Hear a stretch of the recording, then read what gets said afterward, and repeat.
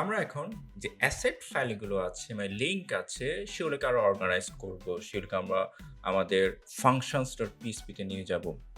আমরা দেখতে পাচ্ছি আমাদের যে মার্কআপ ফাইল আছে index.html সেখানে দেখতে পাচ্ছি কিছু ফাইল লিঙ্ক করা আছে। বিশেষ করে CSS ফাইল, JS ফাইল। ওকে? আমরা যদি নিচে যাই, নিচে কিছু ফাইল আমরা দেখতে পাচ্ছি লিঙ্ক করা আছে। ঠিক আছে? jQuery, plugins, main। তারপর এছাড়া আমরা অ্যাসেটে গেলে বেস এখানে কিছু ইম্পোর্ট করা আছে। এটা আমরা অবশ্যই করব না। ফন্টোসাম আর ফন্ট সিএসএস এটা যেহেতু ওরা ওদের মার্কআপে করে রাখছে, বাট আমরা এই স্টাইলে কিন্তু কাজটা করব না। আমরা সবগুলো functions.php তে ইনক্লুড করব। তো এর জন্য আমরা চলে যাচ্ছি functions.php। এখানে আমরা একটা হুক লিখব, অ্যাকশন হুক। অথবা আমি যদি এখানে সার্চ করি তাহলে কিন্তু পেয়ে যাব wp enqueue script।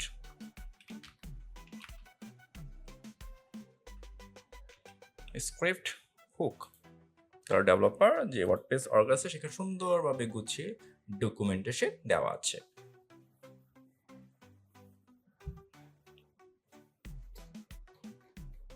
স্ক্রিপ্ট এই যে আমরা এখান থেকে এটাই কপি করলাম আর এখানে দিয়ে দিলাম।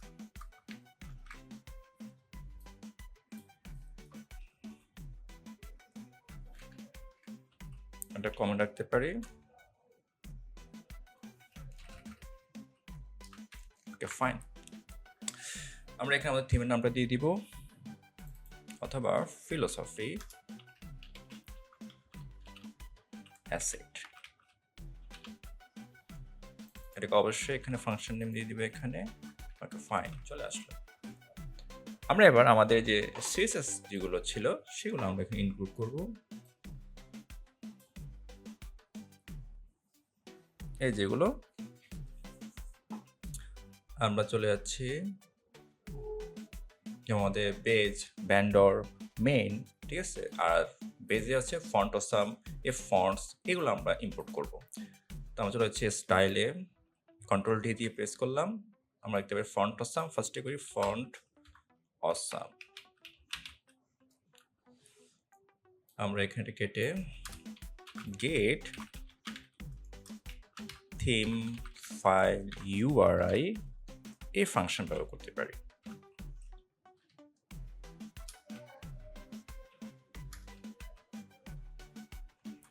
আমাদের ফোল্ডারটার নাম ছিল অ্যাসেটস, তারপর হচ্ছে সিএসএস, ফন্ট, ফন্ট অসাম, একটা ফোল্ডার আছে ফন্ট অসাম, এর ভিতরে সিএসএস,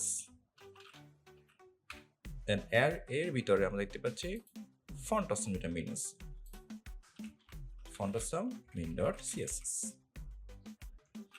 এরপর আমাদের আছে ফন্টস যে ফোল্ডারটা, ওরা আমাদের বললো বেজে এই যে এই ফোল্ডারটা বা এই ফাইলটা আমরা ইনক্লুড করব। সেম ভাবে আমরা আসলাম, এটা হচ্ছে ফন্টস, অবশ্যই নাম বলে দিতে হবে আমাদের অ্যাসেট সিএসএস, তারপর হচ্ছে এই যে ফন্টস অ্যাসেট সিএসএস, এই যে এখানে সে ফন্টস ফাইলটা আমরা দিয়ে দিলাম, আমাদের ইনক্লুড হয়ে গেল। এরপর যেটা হচ্ছে আমাদের এখানে আছে আর কি কি,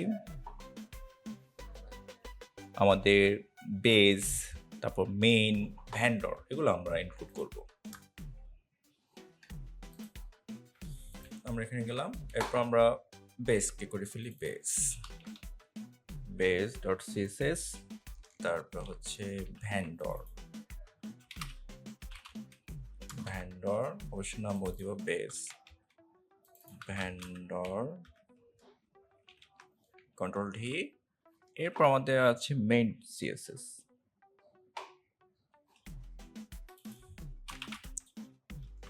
এখানে তো মেইন সিএসএস।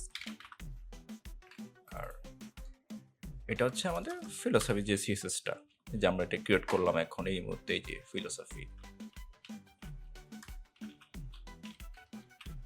philosophy CSS এই ফাংশন সে অটোমেটিক সে আমাদের এখানে ইনক্লুড করে দিবে। এটাকে আমাদের এক্সট্রা করে দেখানোর দরকার নেই। এর পাশাপাশি আমরা দেখলাম যে ফাইলগুলো আমরা ক্রিয়েট করে ফেললাম, এগুলো লিঙ্ক করে ফেললাম। এখন আমরা চলে যাচ্ছি আমাদের এখানে জেএসএ, যে মডার্নাইজার, page.main, এগুলো আমরা লিঙ্ক করব। এর জন্য আমাদের wp-np স্ক্রিপ্ট ফাংশনস ইউজ করতে হবে। আমাদের ফার্স্টে হচ্ছে আমরা চলে যাচ্ছি মডার্নাইজার। আমাদের একটু জেএসএ গেলে খুঁজে পাবো জেএস মডার্নাইজার,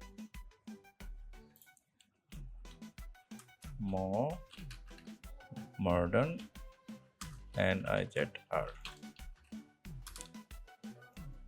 এটাও গেট থিম ফাইল ইউআই দিয়ে আমরা লিঙ্ক করব।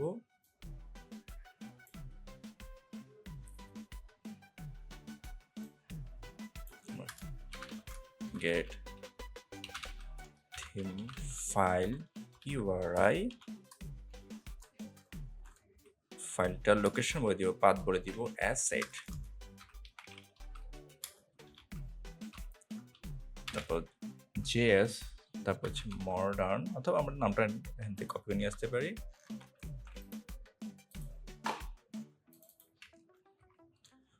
আচ্ছা, এটার ডিপেন্ডেন্সি যে কোনটি এখানে অ্যারে আমাদের কোনো ডিপেন্ডেন্সি আছে যে কোন উপর না, তার নাল।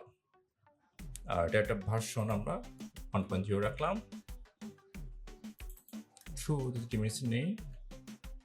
ওকে, এরপর আমরা আর কি ফাইল আছে, আমরা page.main, এখানেও পেজ দিয়ে দিই, পেজ, এখানে আমরা page.main ফাইলটা ইনক্লুড করলাম। তারপর কন্ট্রোল ডি, তারপর হচ্ছে আমাদের কি কি ফাইল, প্লাগইনস আমরা দেখতে পাচ্ছি এখানে কি কি আছে। যেহেতু আমাদের ওয়ার্ডপ্রেসে এক্সট্রা করে আমাদের যে করে কি ইনক্লুড করা দরকার নাই, জাস্ট আর ডিপেন্ডেন্সি বলে দিলে হয়ে যাবে। plugins are main, plugins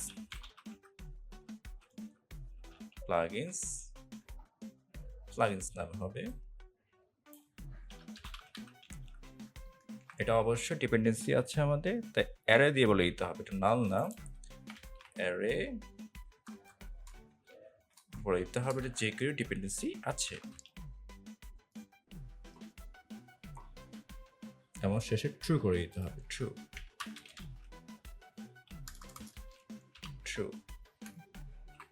এরপর আমাদের একটা ফাইল হচ্ছে main.js, মেইন, জাস্ট এখানে লিখবো আমরা main.js, এটাও যে কোনো ডিপেন্ডেন্সি আছে এন্ড ট্রু। আর এটা সবচেয়ে বেস্ট হয় আমাদের যেহেতু ফিলোসফি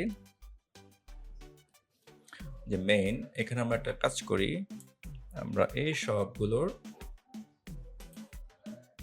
ডিপেন্ডেন্সি নাল করেছি।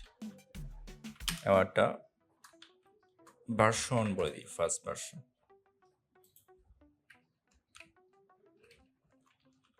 কপি করলাম, সেমটা আমি এখানে দিয়েছি, কমা,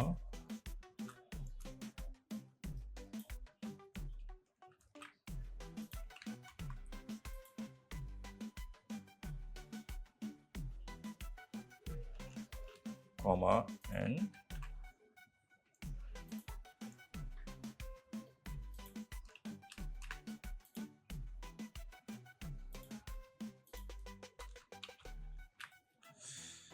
আর যেহেতু আমরা স্টাইলগুলো পরিবর্তন করব, সেই ক্ষেত্রে আমরা এখানে যে টাইম আছে, এখানে ডিপেন্ডেন্সি নেই, যে টাইম ফাংশন আছে এর অবশ্যই ভার্সন রাখলাম না, আমরা টাইম ফাংশন ব্যবহার করব সেম এখানে সিএসগুলোতে। এতে করে কি হবে, সময় সময় আমরা যে সিজগুলো রাইট করব সে অনুযায়ী সে কি করবে, ক্যাশ ক্লেম করে সেগুলোকে জেনারেট করবে, সেগুলোকে সে অ্যাপ্লাই করবে।